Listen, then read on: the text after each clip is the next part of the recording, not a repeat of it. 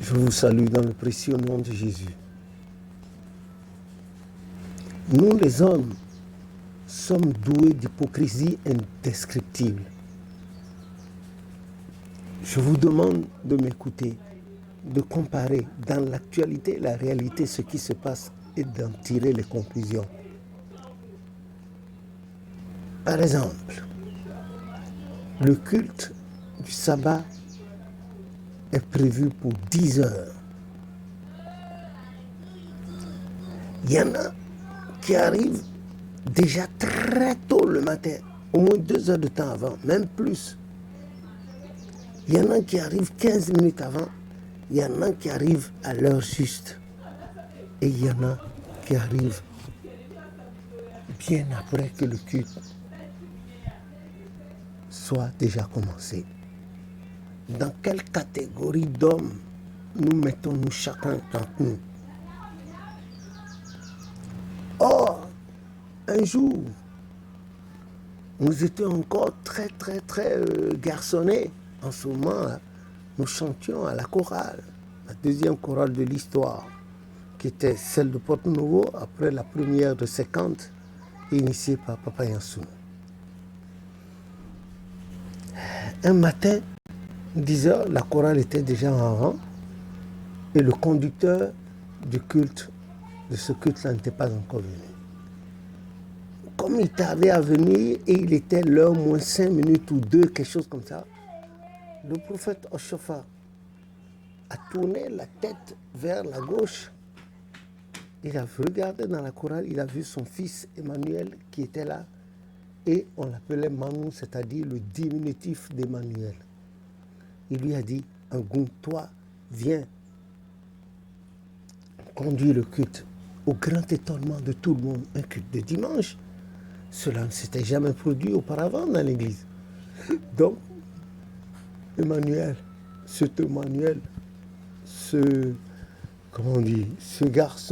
garçonnet Emmanuel, au chauffeur du temps, est sorti et s'est mis devant là. Et à l'heure juste, il a fait le gloire soit au Père, au Fils et au Saint-Esprit, en goût, et tout le monde a répondu. Au grand étonnement de tout le monde. Et c'est quand il a commencé les premiers mots de la trilogie que le conducteur préparé, désigné à cet effet, a fait irruption en courant. Il est venu passer devant les gens pour aller dans le vestiaire. Et avant que la prière, que les gens aient fini le Notre Père, il est venu rapidement avec cette tenue qui froufroutait. Il voulait se mettre à la place de l'autre. Le prophète l'a écarté, lui a dit non. Et quand on a fini la prière, le Notre Père, le Pater Noster, le prophète a lancé à la cantonade. Quand Dieu veut nous faire du bien, il ne le fait jamais en retard, sinon aucun d'entre nous ne serait vivant. Quand bien même nous serions vivants, nous serions peut-être en prison, malades, dans les lits des hôpitaux ou dans les maisons. Donc, tu es venu en retard, celui-là est comme ça. Il a conduit le garçonnet Emmanuel Oshofa est devenu le premier garçonnet dans l'histoire de l'église du christianisme céleste à conduire un culte de dimanche. Et encore en ce moment, il n'y avait pas encore le petit hôtel, il n'y avait que le grand hôtel. Donc on a descendu le lit, tout ça là sur l'espèce de promontoire un peu là, et puis c'est là en bas, complètement en bas ici, hors du Saint-Messin, qu'il a fait le culte jusqu'à la fin et dans un goût châtié. Ça a surpris tout le monde. Et je voulais dire par là, les Nigériens ont commencé par être un peu dans la discipline, et depuis que papa a été rappelé à Dieu, cette discipline s'est dissipée comme la neige au soleil, a fondu comme neige au soleil. Cette discipline, c'est quoi? C'était que quel que soit ton grade, quand quelqu'un arrive en retard, un moment, un devancier dans le Saint des Saints, surtout, quand le culte a commencé, tout le monde est dedans. Personne, aucun devancier ne doit être accepté à l'intérieur. On en a vu sur les paroisses, les gens qui venaient en retard, malgré leur toge, ils restaient derrière. Qu'en est-il aujourd'hui? Le culte du mythe de la personnalité. C'est pas comme on dit, tout le monde est devenu sadducéen, on veut plaire à qui? On veut plaire aux individus plus qu'à Dieu. Ces individus qui vous rassasient de banknotes, des billets de banque, vous préférez leur obéir que d'obéir à Dieu. Je vous invite à lire Actes des Apôtres 5, alors et voir ce que Pierre et ses compagnons ont répondu aux pharisiens, au Sanhédrin, après que le maître Gamaliel soit intervenu. Ils ont dit, voyez-vous donc, est-il mieux d'obéir à Dieu ou aux hommes? Ils ont choisi d'obéir à Dieu, au commandement de Jésus-Christ. Quoi qu'ils fussent battus, ils étaient repartis libres et joyeux d'avoir été battus pour la parole. Que le nom de l'Éternel soit béni. Voilà ce qui se passe aujourd'hui.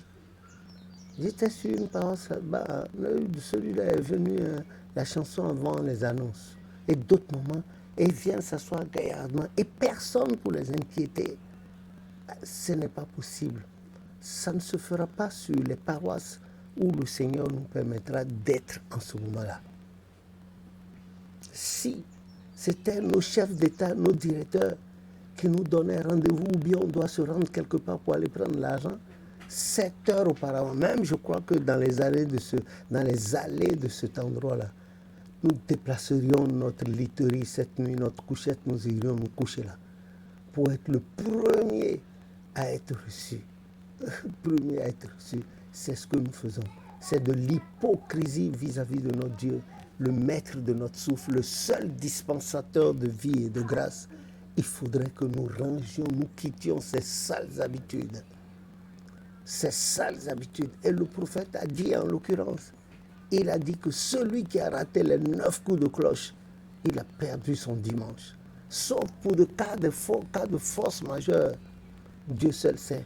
Mais venir délibérément en retard et puis aller s'afficher, maman ou bien papa entrer dans ça là, les charges de paroisse devraient empêcher ça. Aucun choriste aussi ne pouvait choisir d'arriver en retard, à moins d'en avoir averti auparavant le maître de la chorale, le surveillant général de la chorale, ou la surveillante de la chorale, ou bien la maîtresse de chorale. C'est ça. Où a-t-on jamais vu des militaires aller au défilé en retard, qu'il vente, pleuve ou neige, ils sont toujours les premiers à être là. Toujours les premiers. Et le défilé commence par eux. C'est à cet effet que j'invite tous les choristes de la terre et dont les devanciers à lire le psaume 68 à partir du verset 25 au 27e. Que le nom de l'Éternel soit béni et que l'Éternel nous aide à nous délivrer de ces sales habitudes que nous avons, pensant que nous sommes quelqu'un. Nous ne sommes rien. Nous ne sommes qu'une ombre qui passera et qui ne reviendra plus jamais. Plus jamais. Il faut que nous soyons exigeants parce que notre Dieu est débonnaire. Et parce qu'il est débonnaire, il est exigeant. Celui qui n'apprend pas à être exigeant envers lui-même, soi-même, n'obtiendra rien de Dieu. Rien, absolument rien. Notre Dieu est exigeant. Apprenons à lui ressembler pour pouvoir être de véritables chrétiens, pour pouvoir être de véritables croyants pour sa gloire au nom de Jésus-Christ, notre Sauveur. Amen.